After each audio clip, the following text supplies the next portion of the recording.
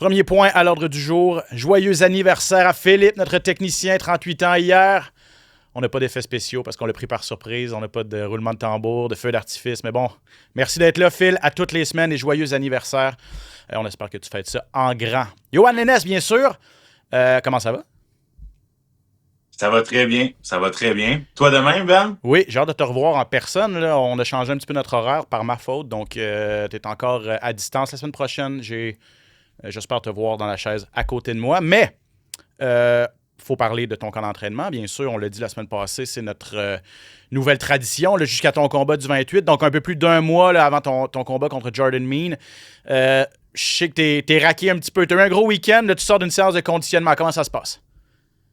Ça se passe bien. Comme tu l'as mentionné, je sors d'un gros week-end. Là, moi, j'ai un gym Académie Connexion, puis on avait un athlète en fin de semaine, Charles-Olivier Brunel, qui combattait pour les championnats provinciaux, les gants d'argent en boxe. Puis il est devenu champion. Il est devenu champion des gants d'argent. Yeah! Félicitations à lui. Ouais, 3 grosses victoires. On s'est battu vendredi, samedi et dimanche. Des allers-retours à Victoriaville. Donc, c'est sûr que ça fait une grosse fin de semaine. Spécialement pour un papa de famille qui est coach, qui est entrepreneur, qui est en camp d'entraînement pour un combat aussi. Donc, la récupération n'a pas été optimale. J'ai continué mes entraînements cette semaine comme si de rien n'était. J'ai commencé ma semaine avec un petit peu de fatigue, il faut que je l'admette.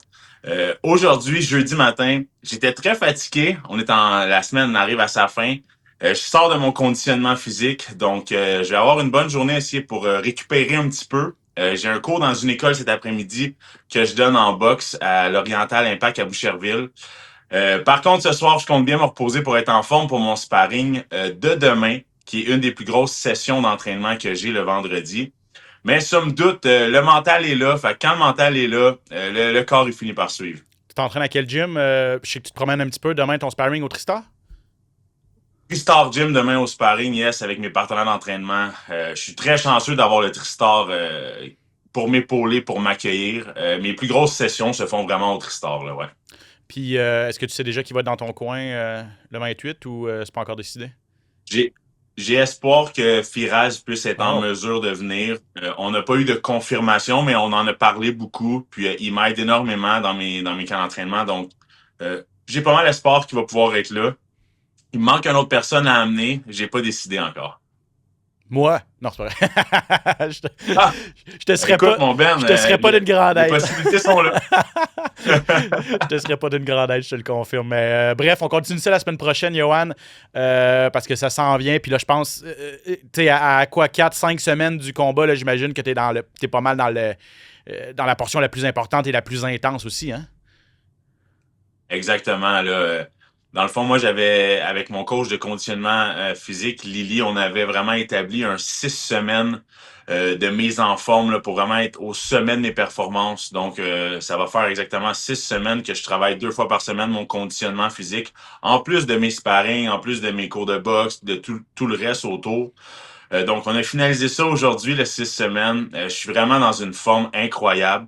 À partir de ce moment-là, moi, je compte jamais la dernière semaine du combat. Donc, Mm. il me reste 4 grosses semaines encore pour essayer de vraiment focusser sur le plan de match.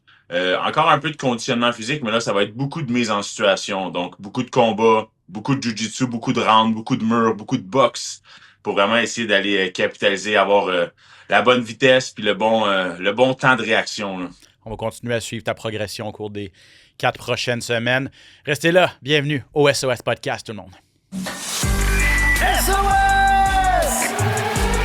Attention, ça va frapper. Spectaculaire, flamboyant. Des athlètes de haut niveau. Des champions des arts martiaux. Préparez-vous, le combat commence. Dans l'octogone, Ben Baudouin.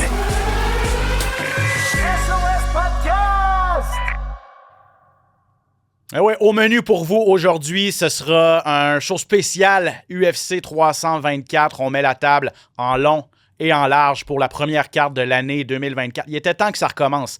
6 semaines de congé du côté de l'UFC. Et on passe ça en grand cette fin de semaine avec l'UFC 324. Et on termine l'émission, bien sûr, avec quelques nouvelles, des rumeurs surtout. Et ça bouge beaucoup, là, que ce soit à l'UFC ou dans les autres organisations d'arts martiaux mixtes. Johan, Justin Gaethje Paddy Pimblett, championnat intérimaire des poids légers de l'UFC. Il y a tout le monde, chaque amateur a son opinion sur cette finale-là. La tienne, c'est quoi? Excité ou tu trouves plutôt que ces deux gars-là n'ont pas nécessairement d'affaires là?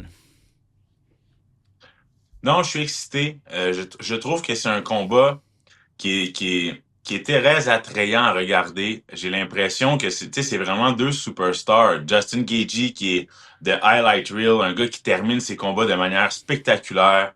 On l'a vu faire monter sur la cage puis faire des backflips après ses combats. On n'avait jamais vu ça dans l'UFC vraiment. C'est un gars qui sort de l'ordinaire, qui frappe avec tellement de vélocité, tellement de puissance, qui est capable de terminer le combat avec un seul coup de poing.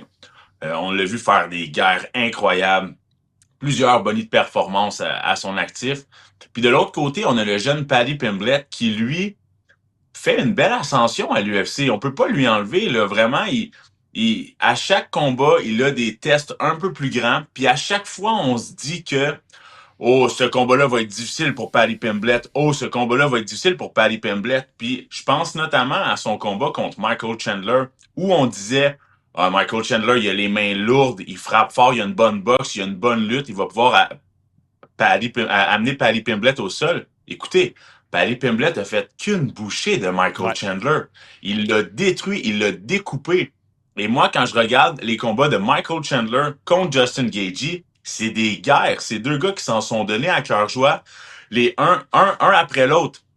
Donc, je vends pas chèrement la peau de Paddy Pimblett dans ce combat-là. Je pense que le jeune Pimblett est en ce moment au sommet de sa performance, au sommet.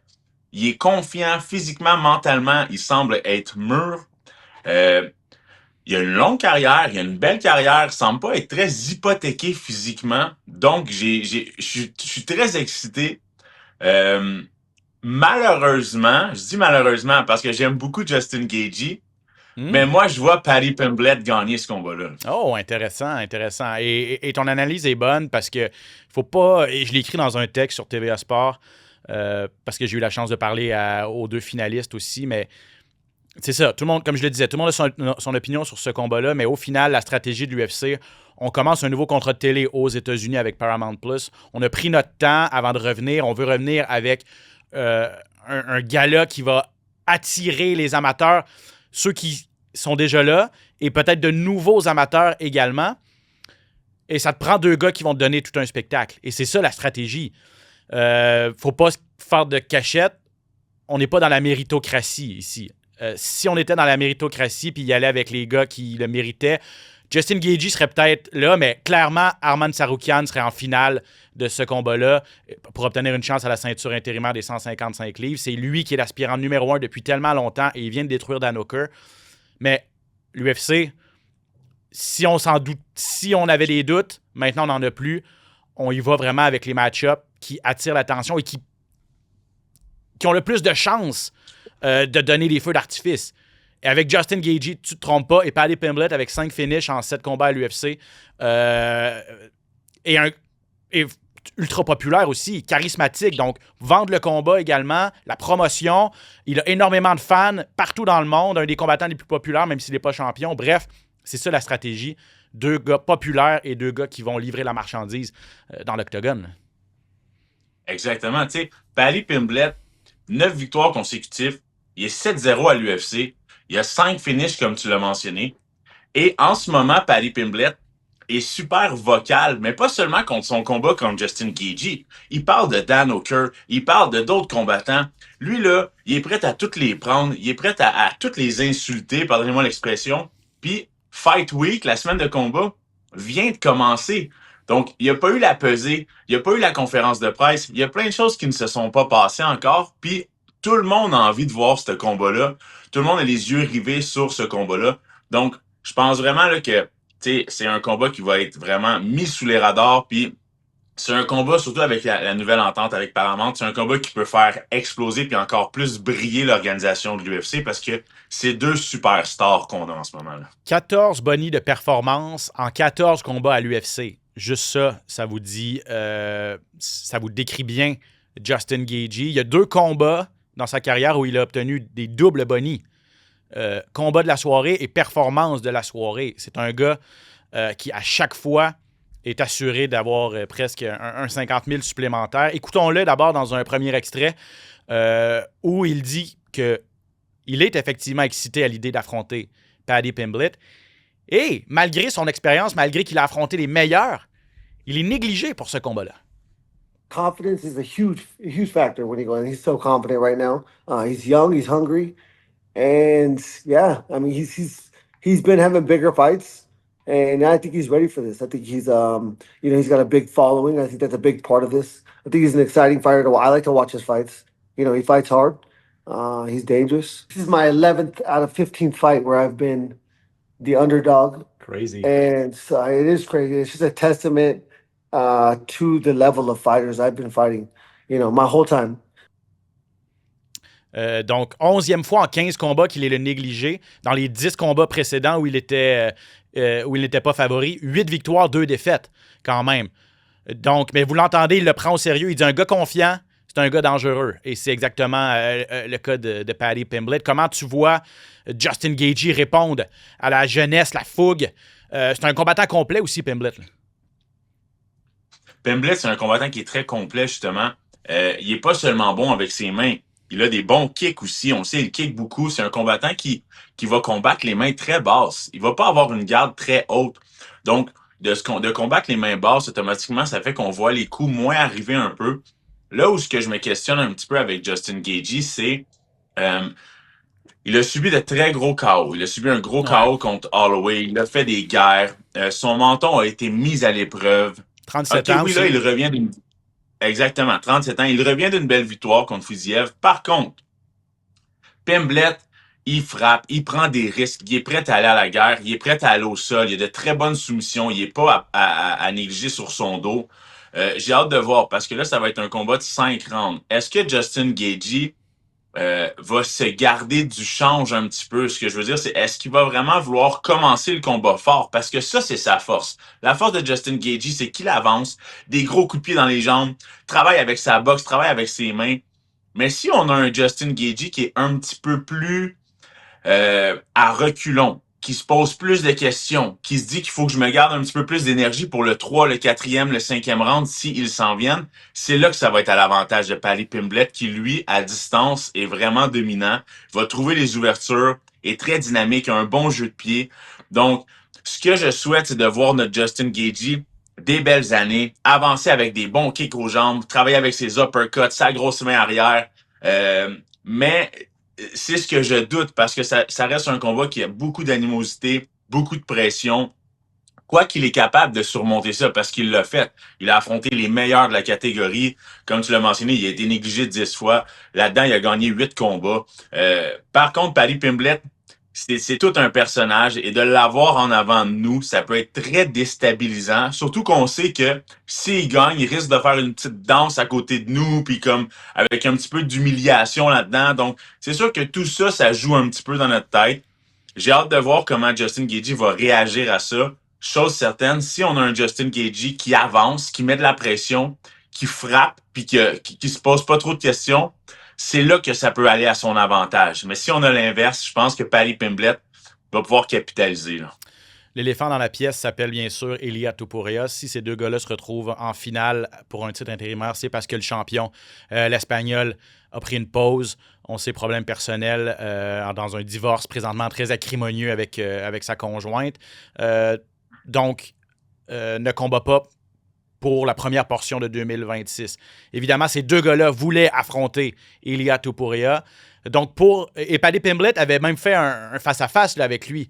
Tu te rappelleras, à l'UFC 317, après la victoire de Topuria contre Oliveira, c'est Pimblett qui est monté dans la cage. Il y a vraiment une animosité entre les deux. L'UFC voulait organiser ce combat-là aussi. Donc, pour Pimblett, il est ultra confiant. Gaethje, pour lui, c'est un petit peu un plan B, et vous allez l'entendre. Veut en découdre éventuellement avec Topuria, puis a vraiment aucun doute qu'il va passer au travers du vétéran Gaethje en fin de semaine. I thought that I could. Ilya was next. We had a little week or two preparing for Ilya, working a little bit for him. But then obviously he come out and said that he's not fighting in January. And I got told I was fighting Justin Gaethje. And I wanted to fight Justin Gaethje in October. on the Abu Dhabi card, but it never ended up materialising. He said he wasn't going to fight me. And then obviously now there's a belt on the line. He said he wants to fight me. So I've already got that one up on him already. He turned me down. He didn't want to fight me. So I think he knows in the back of his mind that I will beat him. Pour ceux qui ont de la difficulté à comprendre à cause de l'accent assez prononcé de Liverpool, de Pimblett, dans le fond, ce qu'il dit, c'est « J'étais sûr que j'allais affronter Ilia Topuria. J'avais même commencé à ma préparation. On avait même commencé à élaborer un plan de match. Finalement, il a annoncé qu'il prenait sa pause. Gaethje, je voulais l'affronter au mois d'octobre. Gaethje avait dit non. Et là, maintenant qu'il y a une ceinture en jeu, ben, il veut m'affronter. Donc, il avait dit non une première fois. Je pense qu'il sait que je vais le battre. Tu as déjà dit que que tu penchais un petit peu plus du côté de Pimblett. Mais la confiance, Yohan, à quel point ça joue gros, là? La confiance, c'est ce qui joue le plus parce que, en tant que combattant, mentalement, lorsque tu te mets à poser des questions, tu te mets à être une fraction de seconde en retard, tu te mets à forcer un peu plus. Lorsque tu forces, tu te fatigues plus rapidement. Puis on le sait, la fatigue, c'est un des critères numéro 1 pour prendre le dessus dans le combat. Donc, je pense vraiment que être prêt physiquement, c'est une chose, mais être prêt mentalement face au combat, c'est 75, c'est pas 80% de l'efficacité que tu vas avoir quand tu vas être dans la cage.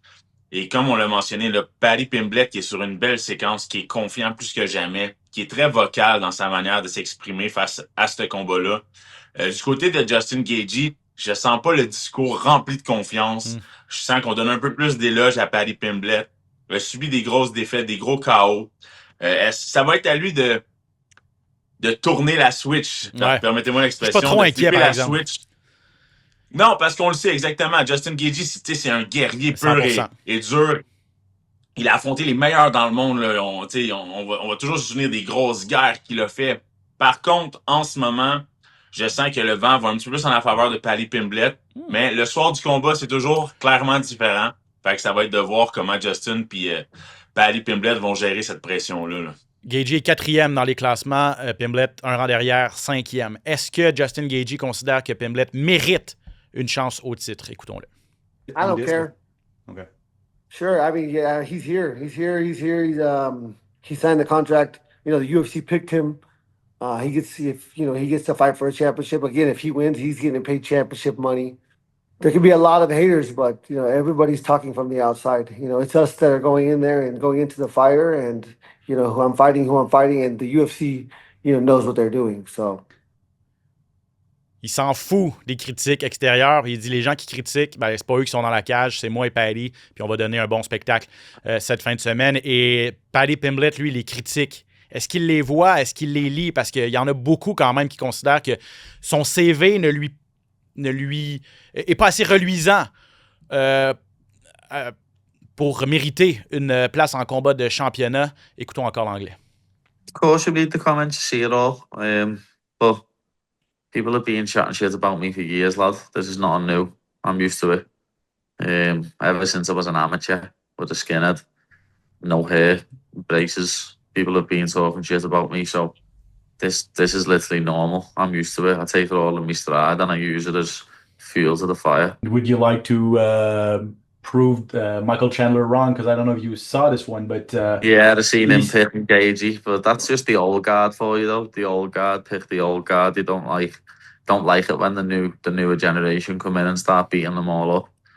But like Dustin Poirier and Gaethje, I think both picked Chandler against me, and look how that went.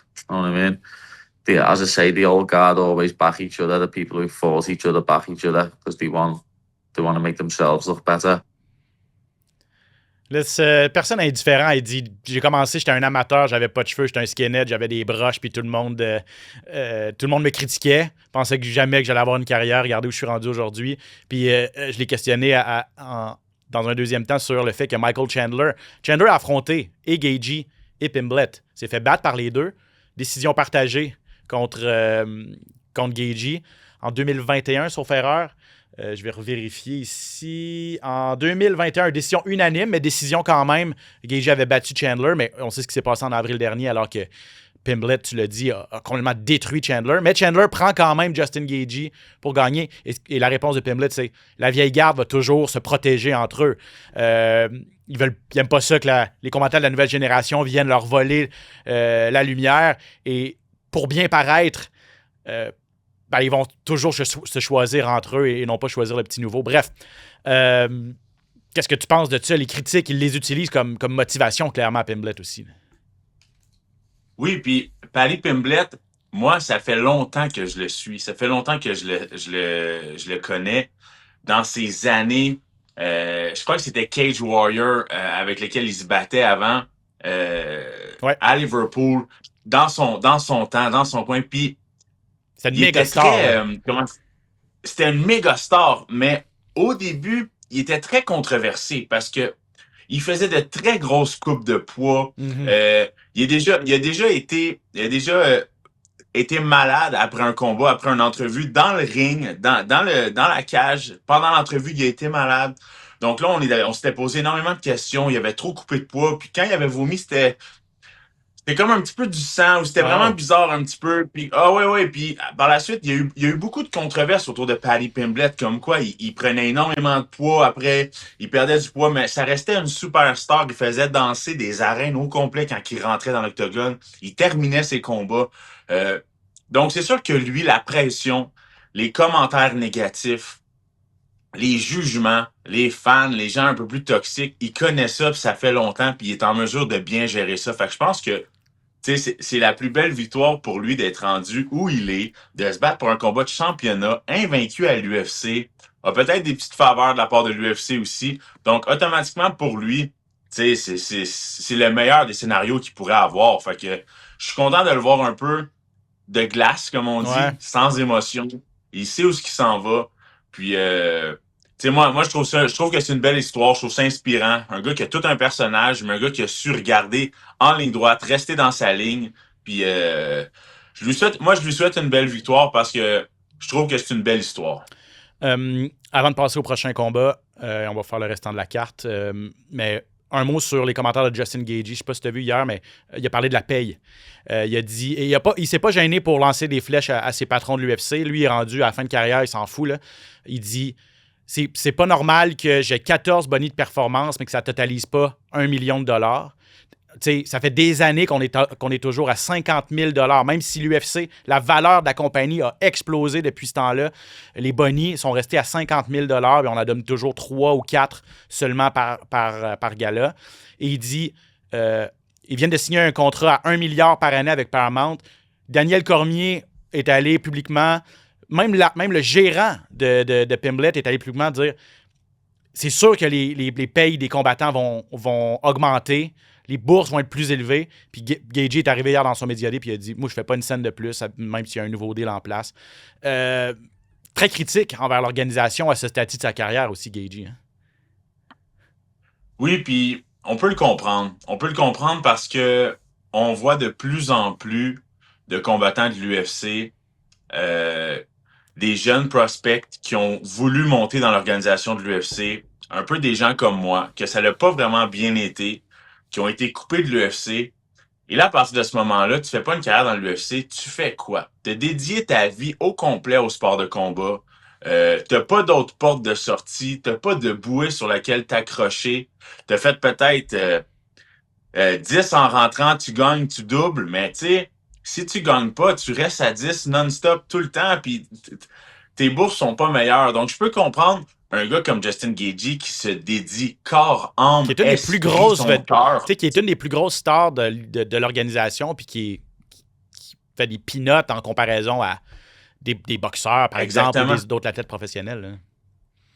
Oui, fait que, tu sais, c'est sûr que éventuellement, peut-être que l'UFC va devoir trouver un ajustement, quelque chose à faire avec ça, parce que là, de plus en plus, ça commence à être un sujet qui est quand même critique. Par contre, l'envers de la médaille, c'est que la demande est là. Il y a tellement de combattants. Si c'est pas un, ça va être l'autre. Il y a tellement de jeunes qui rêvent d'aller à l'UFC.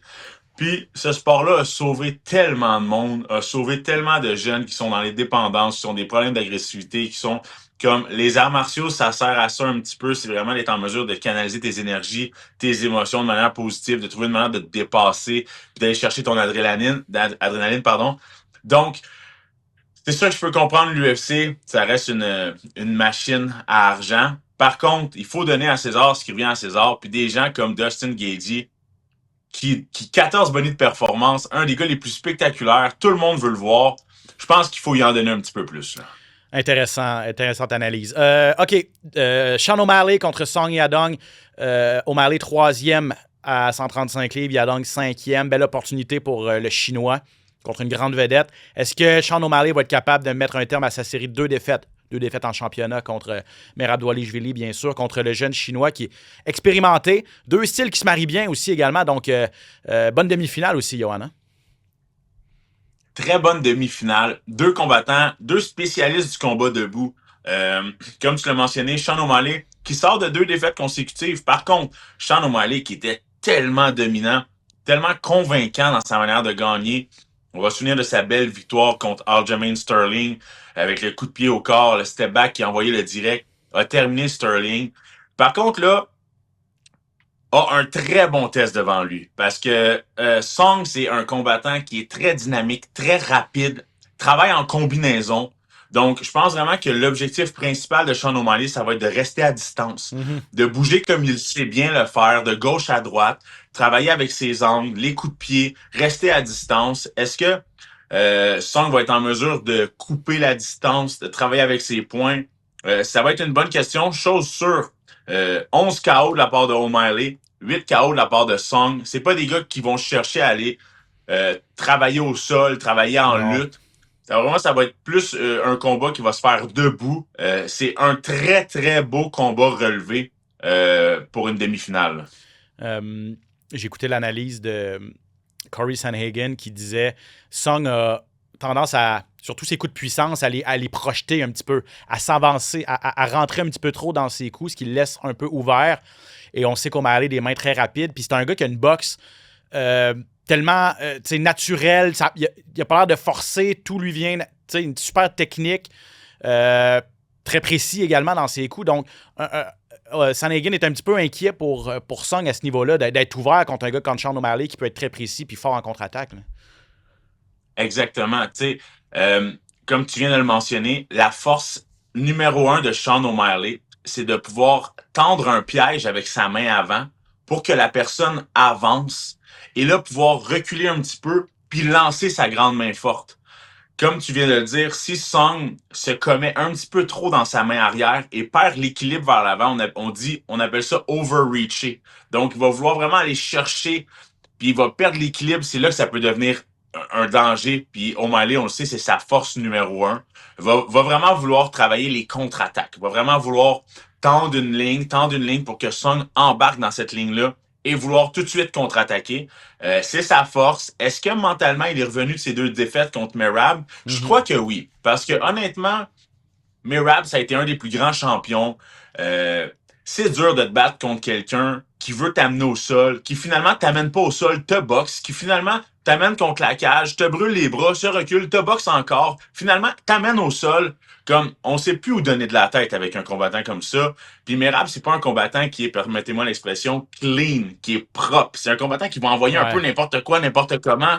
Donc ça devient super difficile de pouvoir dicter puis savoir ce qui s'en vient en avant de toi parce que c'est pas by the book, c'est pas dans les livres. Donc je pense qu'il faut qu'il mette ces 2 performances-là de côté, qu'il se concentre sur ce qu'il fait de bon.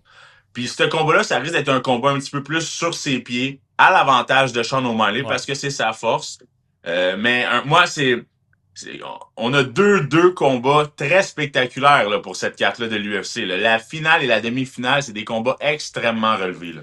Natalia, parlant de combat relevé, avant de parler de Natalia Silva contre Rose Namajunas, ça c'est un combat qui m'intéresse, mais avant ça, c'est Waldo Cortez Acosta contre Derek Lewis, 5e Cortez Acosta chez les lots. Oui. Lewis, encore dans le top 10, 8e.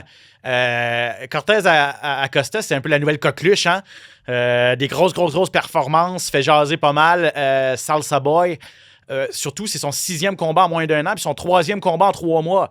On va le faire pendant qu'il est chaud à l'UFC, puis tant qu'il va continuer à gagner, on va continuer à le placer sur des cartes. C'est pas un gars qui est payé à minute, des gros KO également, mais Lewis, tout un morceau. Là.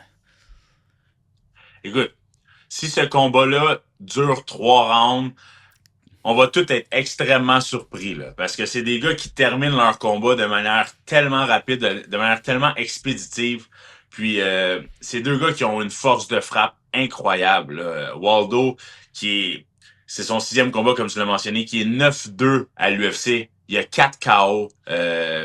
C'est un combattant qui est très explosif. Lewis, lui, écoute, C'est 24 en nous a 29 d'Eric surpris Lewis pour ses KO. Là. Exactement. Nous a surpris avec des coups de genoux à la volée. Nous a surpris avec des uppercuts, des mains droites, les crochets de la main avant.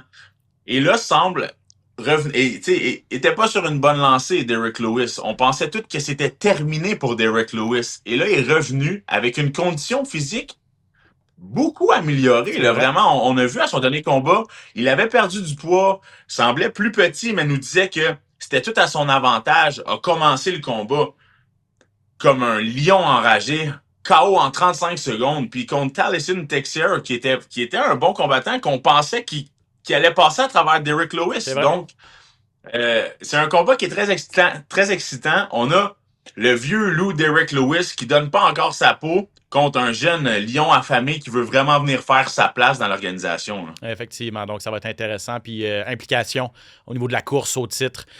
Titre toujours un peu dans le brouillard, là, cette division des poids lourds avec Thomas Aspinall toujours blessé. Natalia Silva classée 2e à 125 livres, poids mouche féminin contre Rose Namajunas. Silva s'est pas battue depuis Montréal, donc on avait hâte de la revoir depuis donc le mois de mai, où elle avait complètement dominé l'ancienne championne Alexa Grasso. Mais elle est déjà dans la hiérarchie, la prochaine en liste pour affronter Valentina Shevchenko. Malgré tout, elle accepte de remplacer à pied levé. En fait, elle accepte d'affronter Rose Namajunas. Donc, elle a tout à perdre dans ce combat-là, Natalia Silva, la Brésilienne. Je suis un peu surpris qu'elle accepte, mais très content de la revoir puis de voir qu'est-ce qu'elle réserve à l'ancienne championne des 115 livres, Rose. Là. Personnellement, on ne sait pas quelle Rose va se présenter parce qu'on a différents styles de Rose Namajunas. On le sait, jamais beaucoup d'émotions. Par contre, Silva, c'est un danger. C'est un danger, cette fille-là, à 125 livres. Pas une fille qui va passer beaucoup de KO, mais un très, très beau talent puis une des meilleures kickboxeurs dans les combattantes féminines, chez les dames. Si vous avez jamais vu Natalia Silva combattre, là, elle est 7-0 à l'UFC. Elle a 13 victoires consécutives. Cette fille-là envoie à peu près 4 coups en 2 secondes. Elle est rapide comme l'éclair. Et comme tu viens de le mentionner, c'est pas une fille qui va chercher le KO, mais souvent, c'est la chose à faire.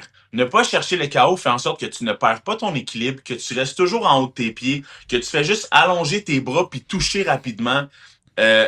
Moi, ce qui m'inquiète un petit peu, c'est que Rose Namajunas semble, dans les derniers combats que j'ai vus, semble quand même briser rapidement mentalement suite aux dernières leçons, expériences qu'elle a eues dans la cage. Spécialement, je pense à la projection qu'elle a eue sur la tête face à Andrade. On dirait que depuis ce temps-là, ça a été plus difficile. Là, 3-2 chez les 125 livres. Par contre, Namajunas, c'est pas une fille qui a une force de frappe extrême. Tu sais, c'est vraiment quelqu'un qui va peut-être être en mesure de vouloir utiliser sa lutte, son jiu-jitsu brésilien contre une Natalia Silva qui est très dynamique, très rapide. Par contre, le style de Natalia Silva fait en sorte qu'elle est extrêmement difficile à apporter au sol parce qu'elle ne s'emporte pas dans ses frappes. Elle ne perd pas l'équilibre. Elle est toujours rapide avec un petit mouvement défensif. Donc, c'est un combat qui est très excitant. Je souhaite voir Rose au sommet de sa performance. Si c'est le cas, on peut avoir un combat très, très, très coriace. Et Silva accepte, en fait, j'allais le dire, là, mais elle remplace, en fait, Grasso. Ça devait être initialement Alexa Grasso contre Rose Namajunas. Grasso, petite blessure, ça retarde, elle, son retour dans la cage. Elle va se battre en mars contre Macy Barber, donc dans 2 mois. Mais c'est Silva qui remplace contre Namajunas à pied levé. Et contre Grasso, en mai à Montréal, elle avait dominé, mais c'est qu'elle s'est pas fait toucher. Son jeu de pied, c'est très, très, très difficile de couper l'octogone contre une Natalia Silva qui est toujours sur la pointe des pieds, qui se déplace extrêmement bien, qui se trouve des angles pour attaquer. Donc, c'est une bonne combattante de karaté, Namajunas, mais est-ce que son jeu de pied est assez adéquat pour rivaliser avec celui de Natalia Silva? Ça va être intéressant. Tu peux me parler d'Arnold Allen en détail? Il est au Tristar, il s'entraîne. Comment ça s'est passé son entraînement? Parce que contre John Silva, gros cogneur, Ça, c'est un combat que j'encercle et que j'ai hâte de voir. Là. Ce combat-là pourrait clairement être en co-main event. OK? Ouais. Je suis d'accord. Arnold Allen, qui est un des meilleurs combattants de l'organisation de l'UFC de loin. On peut se rappeler des guerres qu'il a faites contre Max Holloway, Evolvev qu'on a eu. Écoutez, il les a toutes affrontées. Arnold Allen, c'est un monstre dans le gym. C'est un gars qui a... premièrement, son père, c'est un homme fort. C'est un homme fort. Il doit peser à peu près 350 livres de muscles. Donc, il a été habitué rapidement à ça. Quand il n'est pas en camp d'entraînement, il lève, il pousse, il est fort physiquement pour sa catégorie de poids. Donc, on peut penser que rapidement, la force dans ce combat-là va aller en faveur de John Silva, mais je suis pas certain. OK. Chose sûre, c'est que Arnold Allen, c'est un combattant qui est très intelligent. C'est pas un gars qui va vouloir aller à la guerre avec Jean Silva parce qu'il sait c'est trop risqué. Va utiliser ses kicks, va vouloir rester à distance, va essayer de se déplacer gaucher-droitier un petit peu, a une bonne boxe, est très rapide, a des très bons coudes, un très bon Muay Thai aussi. Va être dur à amener au sol si Jean Silva veut essayer de l'amener au sol parce que je vous le dis, c'est sprawl, des très belles réactions. Moi, je trouve ça toujours extrêmement inspirant quand j'arrive au Tristar puis que je vois des Arnold Allen, Eamon Zahabi. Là, on a Rob Fun qui est revenu. On a Xavier Aloui qui est là. Louis Senedakis. C'est une chambre dans... Du talent. Il y a du talent au pied carré. Là. Mais il n'y a pas juste du talent, il y a de l'énergie, il y a du positivisme. Les gars s'entraînent fort, ils poussent, ils filment leur technique, ils regardent leur technique, ils répètent. Ils sont toujours là à travailler en extra work.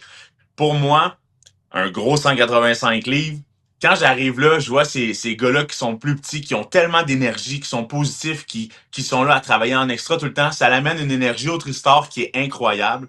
C'est ce qui fait en sorte que j'aime autant aller au Tristar, que je fais 1h15, 1h30 de route pour y aller. Je me tape 2 heures de trafic pour en revenir, mais ça vaut le temps parce que quand j'arrive là-bas, là, je suis tellement inspiré par leur talent. Puis Arnold Allen, honnêtement, c'est un talent brut. C'est un gars qui travaille extrêmement fort. Toujours à l'entraînement, toujours positif, peu importe ce qui arrive, on se présente. Fait que je suis vraiment excité. Puis écoutez, on a mis des 3 gars sur Arnold Allen en alternance. Un gars, 1 minute, un gars, 1 minute, un gars, 1 minute, sans arrêt, sans arrêt. Je l'ai jamais vu manquer d'énergie. Il est là, il est prêt.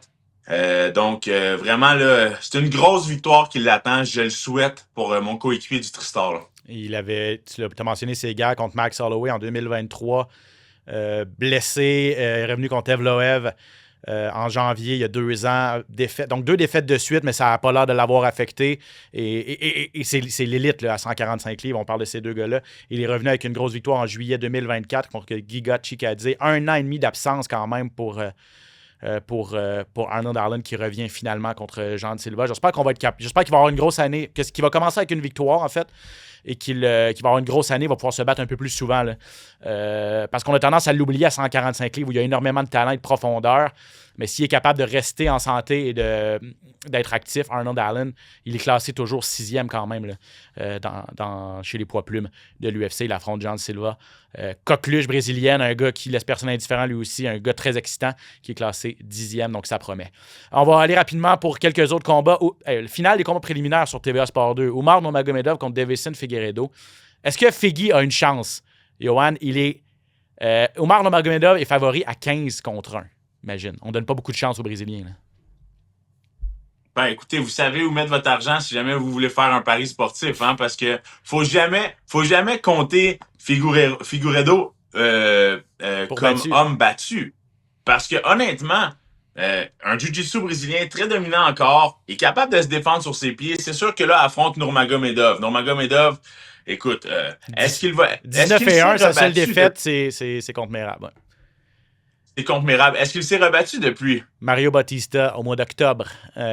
Puis ça a été facile. Exactement.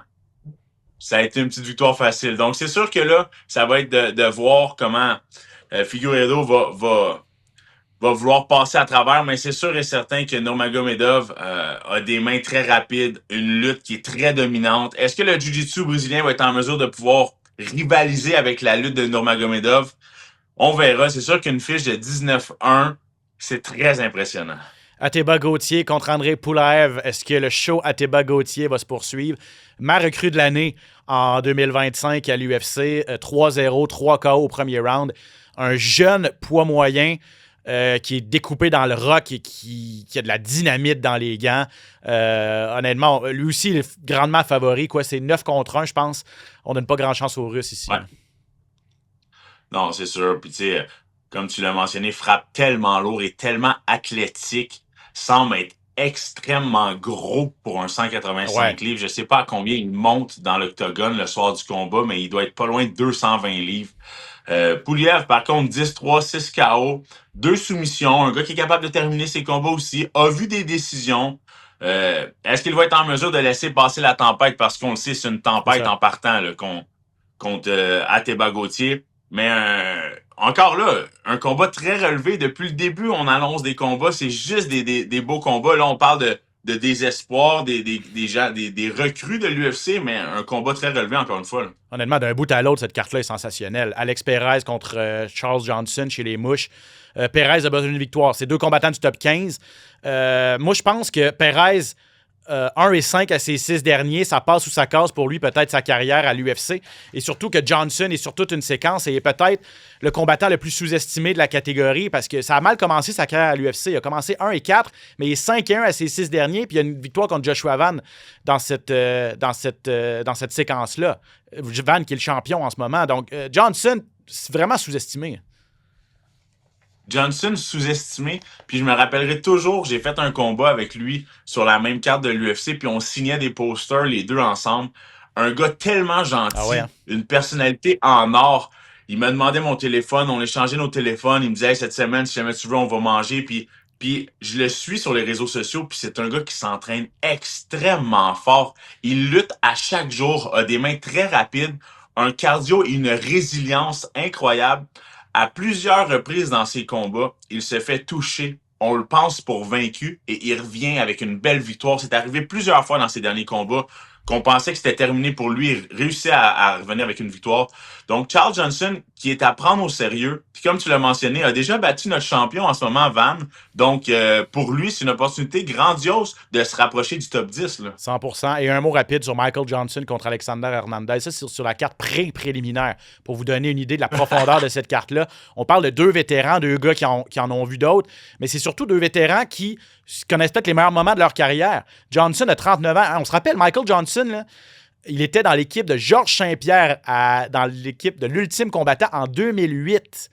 Il est à l'UFC depuis ce temps-là, mais il est sur une séquence de 3 victoires, le vétéran de 39 ans, et Alexander Hernandez, 33 ans. Son 18e combat à l'UFC, 4 victoires consécutives. Donc, honnêtement, ces 2 gars-là s'approchent, alors qu'on pensait que leur carrière était terminée, s'approchent d'une place dans le top 15. Encore une fois, ils ont déjà été dans le top 15, ils pourraient y revenir tard dans leur carrière. Oui, exactement. La seule chose que je vois qui pourrait avantager Hernandez, c'est peut-être sa condition physique un petit peu. Parce que c'est sûr qu'Hernandez, on le sait, 33 ans, en très bonne forme physique, mais c'est pas le Hernandez des premiers temps qu'on voyait confiant. Mais c'est la même chose du côté de Johnson. Johnson, par contre, moi, pour l'avoir vu s'entraîner au Kill Cliff, il s'entraîne avec des jeunes loups à longueur de journée. Donne pas sa peau, donne des gros rounds, est très dur à amener au sol, est très difficile à amener au sol, Michael Johnson. Donc, j'ai hâte de voir, mais une chose est certaine, ce combat-là est très important pour l'un et pour l'autre. UFC 324, c'est ce samedi, carte préliminaire des 17h, de 19h plutôt, pardon, sur les heures changent en 2026. 19h, donc carte préliminaire sur TVA Sport 2 et carte principale 21h sur Indigo télé à la carte. On vous le répète, au Canada, ça ne change pas. La formule télé à la carte demeure en 2026. On passe aux actualités. Rumeurs, échos, coulisses, les plus récentes nouvelles. Le hype UFC.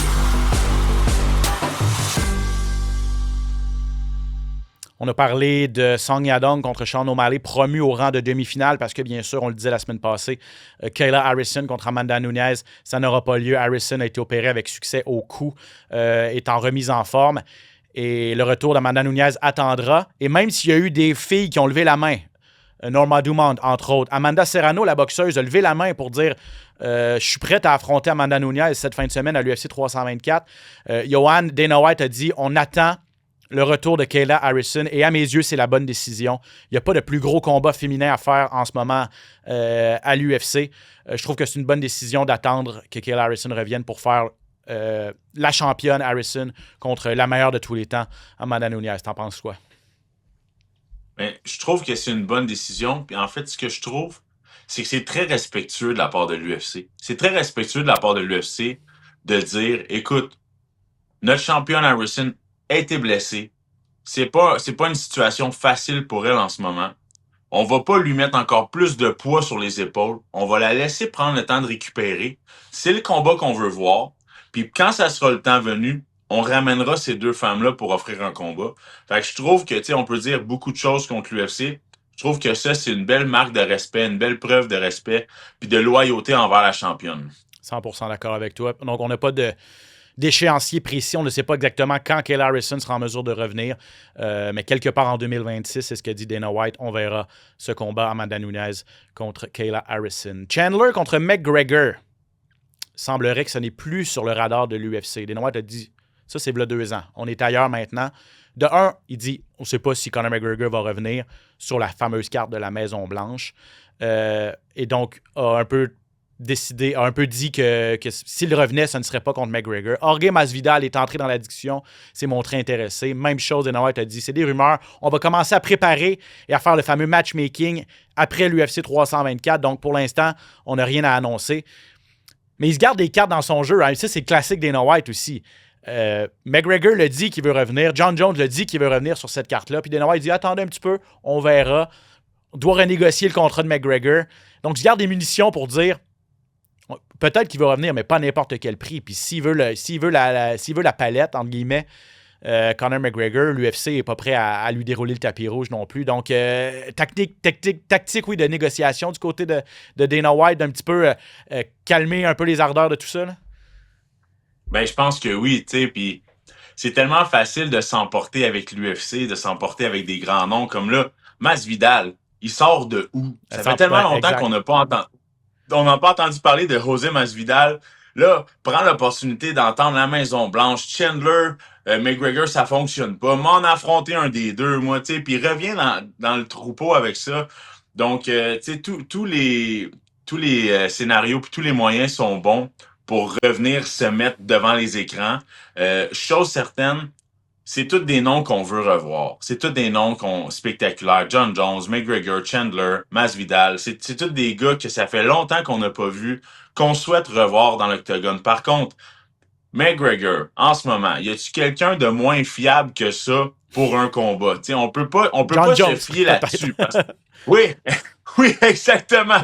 Sauf que c'est ça. Je pense que ça prend un contrat précis, peut-être une clause. Ça prend quelque chose de signé qui va dire, écoutez, on s'engage, on a un combat, à moins d'une blessure et d'un papier médical, puis quelque chose de vraiment grave, il faut qu'on prenne action, il faut qu'on prenne parole. Puis je pense que c'est une sécurité d'esprit de Dana White de se dire ça. Il doit être un petit peu tanné d'offrir des contrats ou des galas puis des combats spectaculaires que tout le monde s'attend puis qu'à la dernière minute, ça se retire. Exactement. C'est arrivé quelques fois avec McGregor. C'est arrivé une fois, plusieurs fois. Les négociations ont toujours été dures avec John Jones, mais c'est arrivé à quelques reprises. Test dopage positif. À l'UFC 200, c'était la finale de l'UFC 200. Immense événement en 2016. Daniel Cormier contre John Jones. À 3 jours d'avis, John Jones, test positif. On est obligé d'appeler en renfort Anderson Silva. Tu sais, il s'en rappelle, Dana White. Puis il le ramène souvent de dire John Jones, pas fiable. McGregor, pas nécessairement très fiable. Grosse vedette, gros combattant. On leur enlève rien. Mais si moi il faut que comme tu dis, que je sécurise un gros gala, c'est peut-être pas les gars que je vais aller chercher pour m'assurer qu'on va donner un gros spectacle. Donc, à suivre, mais les discussions reprennent et comme on le dit à chaque semaine, on va continuer d'en parler. On termine l'émission avec un peu de nouvelles de la PFL parce que le fondateur et président de l'organisation, Don Davis, a annoncé qu'il quittait ses fonctions, qu'il quittait la PFL cette semaine. Il avait acquis World Series of Fighting il y a 8 ans. Il en a fait la PFL, il l'a créé. Il a fait beaucoup de bonnes choses, Don Davis. belle expansion au cours des 8 dernières années. On est devenu clairement la deuxième plus grande organisation derrière l'UFC. Expansion du côté de l'Europe avec la PFL Europe. Expansion en Afrique avec PFL Afrique. On a reçu Alain Majoré qui, il y a quelques semaines avant les fêtes, se battait. Malheureusement, a perdu en raison d'une coupure, mais était en combat de championnat de la PFL Afrique. A tenté de créer des choses. Il a acquis Bellator aussi dans les dernières années. Bref, beaucoup de points positifs, mais ça semblait difficile dernièrement. Négociation très difficile, surtout avec les anciens combattants de Bellator. Il y en a plusieurs qui ont quitté, qui étaient vraiment mécontents. L'acquisition de Francis Ngannou n'a jamais vraiment porté ses fruits. Beaucoup d'administrateurs et de dirigeants de la PFL, Ray Sefo, un gars qui s'appelle Peter Murray, qui était le PDG, ces gars-là ont quitté dernièrement. Donc, on sent vraiment que les investisseurs de la PFL voulaient un changement de garde. Puis là, on se demande vraiment où s'en va cette organisation-là. On était sur une belle ascension, puis là, on semble un peu en régression. Je ne sais pas si tu es d'accord avec ça.